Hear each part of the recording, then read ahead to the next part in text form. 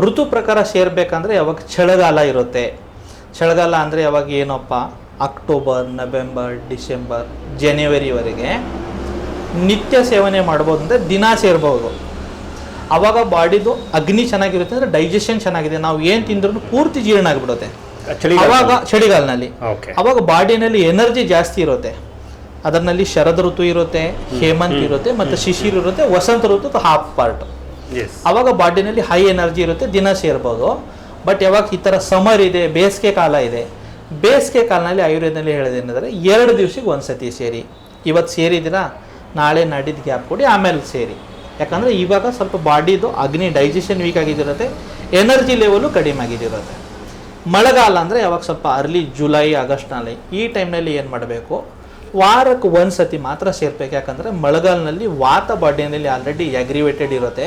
ಈ ಥರ ಲೈಂಗಿಕ ಕ್ರಿಯೆ ಆದಮೇಲೆ ಮತ್ತು ವಾತ ತುಂಬ ಜಾಸ್ತಿ ಆಗುತ್ತೆ. ಬಾಡಿನಲ್ಲಿ ತ್ರಿದೋಷ ಸಮಾವಸ್ಥೆಯಲ್ಲಿ ಇದ್ದೇನೆ, ಬಾಡಿನಲ್ಲಿ ಯಾವುದೋ ಕಾಯಿಲೆ ಇರಲ್ಲ. ಇಲ್ಲಾಂದರೆ ಇಂಬ್ಯಾಲೆನ್ಸ್ ಆದರೆ ಕಾಯಿಲೆ ಬರೋದು ಪಾಸಿಬಿಲಿಟಿ ಇರುತ್ತೆ.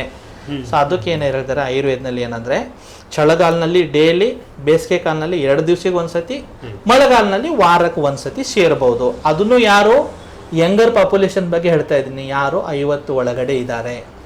55-60 ವರ್ಷ ಆದಮೇಲೆ ಚಳಿಗಾಲದಲ್ಲಿ ಅವರು ವಾರಕ್ಕೆ ಒಂದ್ಸತಿ ಸೇರಲಿ, ಬೇಸಿಗೆ ಕಾಲದಲ್ಲಿ 15 ದಿವಸಕ್ಕೆ ಒಂದ್ಸತಿ ಸೇರಲಿ, ಆಮೇಲೆ ಮಳೆಗಾಲದಲ್ಲಿ ತಿಂಗಳಿಗೆ ಒಂದ್ಸತಿನೋ ಅಥವಾ ತಿಂಗಳಿಗೆ ಮ್ಯಾಕ್ಸಿಮಮ್ 2 ಸತಿನೋ ಸೇರ್ಬೋದು.